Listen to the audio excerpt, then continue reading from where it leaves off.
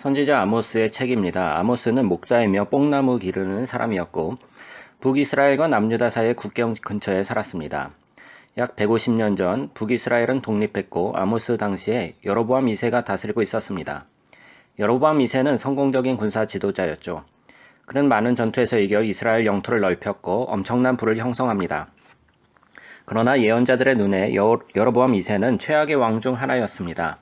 그는 물질적 부를 쌓았지만 영적인 나태함을 낳았고 가나안의 신들에 대한 우상 숭배를 허용했으며 이것은 다시 불의와 가난한 자들에 대한 억압을 가져오게 되었습니다. 이제 아모스는 더 이상 참을 수 없는 지경에 이르게 됩니다. 그는 하나님의 보내심에 순종하고 북쪽에 있던 큰 성전이 있는 베델로 향했습니다. 그리고 백성들에게 하나님의 말씀을 선포하기 시작합니다. 이 책은 아모스의 설교와 시들 그리고 몇 년에 걸쳐 받은 환상에 대한 것들을 모아둔 것으로 북왕국에 전해진 하나님의 메시지를 후에 함께 엮은 것입니다. 이 책은 또한 오늘날 우리들에게도 필요한 메시지이죠. 아모스서는 상당히 명확한 구성을 가지고 있습니다. 1장에서 2장은 열방과 이스라엘에 대한 메시지입니다. 3장에서 6장은 이스라엘과 그 지도자들에 대한 시들로 구성되어 있고 7장에서 9장은 아모스가 본 몇몇 환상들을 기술하고 있죠. 그 환상은 이스라엘에 대한 다가올 심판에 관한 것이었습니다. 이 책은 짧은 시들로 시작하는데 그것은 불의를 행한 이스라엘의 주변 국가들에게 경고하는 내용입니다. 다소 이상한 것은 책의 앞부분에서 아모스가 이스라엘을 질타하고 있는 것입니다. 하지만 이것이 어떻게 전개되는지 지켜봅시다. 아모스가 이웃 나라들을 언급할 때 지도를 확인해 보면 아모스가 원을 그리고 있다는 것을 볼 수 있는데 원이 완성되면 이스라엘은 바로 중심에 놓여집니다. 마치 십자선에서의 표적처럼 말이죠. 아모스는 시적 표현에서 이스라엘에 대한 고발을 늘어놓습니다. 그 고발은 다른 나라들보다 3배 이상 길고 더 강렬한 것이었습니다. 그의 고발 내용은 부유한 자들이 가난한 자들을 억압하는 것과 그 땅에 불의를 가져온 것은 부자들이라는 것이었습니다.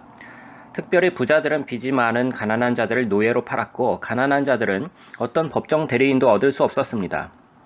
이제 아모스는 묻습니다. 너희가 한때 이집트에서 노예로 지내며 불의한 취급을 받았던 백성이 아니더냐?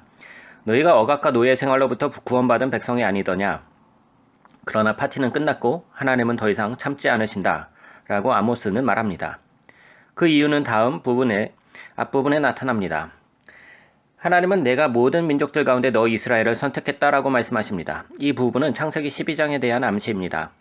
하나님은 아브라함의 가족을 불러 모든 열방의 축복이 되게 하셨죠. 그래서 하나님은 이것이 내가 너희의 모든 죄에 대해 너희를 벌하는 이유이다 라고 말씀하십니다. 이스라엘은 하나님의 부르심을 입었고 그것에 합당한 책임을 져야 했습니다. 따라서 그들의 죄와 반역은 엄청난 결과를 가져오게 되는데요. 이 부분은 아모스의 시와 노래를 모아둔 부분으로 여기에서 반복되는 몇 가지 주요 주제를 볼 수 있습니다. 첫째는 그는 끊임없이 이스라엘의 부유층과 종교적 지도자들의 위선을 드러내고 있습니다. 아모스는 그들이 얼마나 충실하게 종교적인 모임에 참석하고 번제와 화목제를 드리는지를 묘사하면서 한편으로는 가난한 자들과 정의를 무시하는 모습 또한 묘사하는 것이죠. 아모스는 이 모든 것이 거짓이라고 말하고 하나님이 그들의 예배를 받지 않으신다고 말합니다. 왜냐하면 그들의 예배가 연약한 자를 대하는 모습과 상반된 모습이었기 때문입니다. 하나님은 그분과 진정한 관계를 가질 때 사람과의 관계에서도 그것이 드러나야 한다고 말씀하십니다. 아모스가 말하는 진정한 예배란 오직 정의를 강물처럼 흐르게 하고 의를 마르지 않는 시냇물처럼 흐르게 하는 것입니다. 자, 이제 두 단어를 살펴볼 텐데요. 아모스에게도 모든 선지자에게도 매우 중요한 단어죠. 정의, 히브리어로 세데카는 사회적 신분의 차이에 상관없이 사람들 사이의 동등한 관계를 가리킵니다. 정의의 또 다른 히브리어인 미슈팟은 구체적인 행위를 가리키는데 그 행위를 함으로 인해 불의를 바로잡고 정의를 만들어내는 것을 뜻합니다. 이 두 단어는 언약의 백성들의 삶에 깊이 침투해 있어야 하는 것이죠. 마치 마른 강바닥을 강물이 채우는 것처럼 말이죠. 다음 주제는 이스라엘의 우상 숭배에 대한 아모스의 반복되는 경고에 관한 것입니다. 북왕국이 남유다와 분열될 때 북왕국의 왕들이 두 성전을 세운 이유는 예루살렘의 솔로몬의 성전을 견제하기 위해서였습니다. 그는 금송아지 하나를 두고 그 후 이스라엘은 우상이 더 많아졌습니다. 음란의 신들을 숭배하고 날씨와 전쟁의 신을 숭배했습니다. 선지자가 보기에 이러한 우상 숭배는 늘 불의로 이어졌습니다. 왜냐하면 우상신들은 이스라엘의 하나님이 요구하는 만큼 공의를 요구하지 않았기 때문이죠. 말할 필요도 없이 우상신들은 도덕적으로 타락했었죠. 하나님은 우상들과 다른 분이십니다.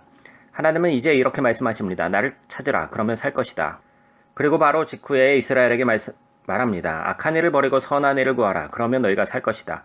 따라서 이스라엘의 하나님 창조주를 진정으로 예배한다는 것은 관대함과 정의로 선한 일을 하는 것과 같은 개념인 것입니다.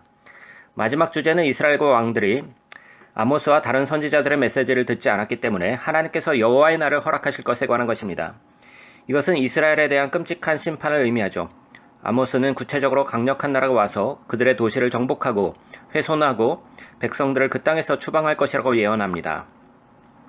사실 우리는 그의 예언이 성취되었던 사실을 알고 있죠. 약 40년 후에 아수르 제국이 습격해서 아모스가 예언대로 되었습니다. 이 책은 아모스가 본 환상으로 끝이 나는데 그 환상은 다가올 여호와의 날에 대한 상징적 묘사인 셈입니다. 아모스는 메뚜기 떼가 이스라엘을 황폐하게 하는 장면을 보고 그 다음에는 태워버릴 듯한 불환상을 보게 됩니다. 또한 백성들은 잘 익은 여름 과일처럼 망해가는 환상을 보았고 마지막 환상에서 아모스는 하나님께서 베델의 우상 신전의 기둥을 심하게 내리쳐서 모든 건물이 아래로 무너져 내리는 환상을 보게 됩니다. 이것은 이스라엘의 우상과 지도자들에 대한 하나님의 심판에 대한 것입니다. 그들의 끝은 마침내 온 것입니다. 하지만 갑작스럽게 마지막 단락에서 우리는 희망의 빛을 보게 되죠. 여기에서 이스라엘의 이미지는 파괴된 건물로 등장하고 있습니다. 그리고 하나님은 그 폐허로부터 다윗의 집을 회복할 것이라고 말씀하십니다. 다시 말해 하나님은 다윗의 혈통에서 우리를 구원하실 왕을 보내주실 것이고 하나님의 백성을 다시 세울 것이라고 말씀하십니다. 놀랍게도 여기서 하나님의 백성이란 열방의 모든 민족을 포함하는 것입니다. 이스라엘의 죄로 인한 황폐함과 하나님의 심판이 그날에 모두 역전되는 것이죠. 자, 이 마지막 단락은 매우 중요합니다. 심판의 반대편에 희망의 징조가 나타납니다. 이 책은 하나님의 공의와 자비의 관계를 잘 들여다볼 수 있도록 도와줍니다. 하나님은 선하시기에 이스라엘과 열방 가운데 있는 악을 대적하고 심판하셔야 합니다. 그러나 그분의 장기적 목표는 그의 나라를 다시 회복시키시고 새 언약의 백성을 일으키시는 것이죠. 아모스의 예언을 통해 오늘날에도 여전히 이스라엘의 위선과 재앙으로부터 배우고 이 하나님을 진정으로 예배하라는 음성을 듣게 됩니다. 이것은 다시 공의와 정의 그리고 이웃을 사랑하는 것으로 이어지게 됩니다. 이것이 바로 아모스 책이 말하는 것입니다.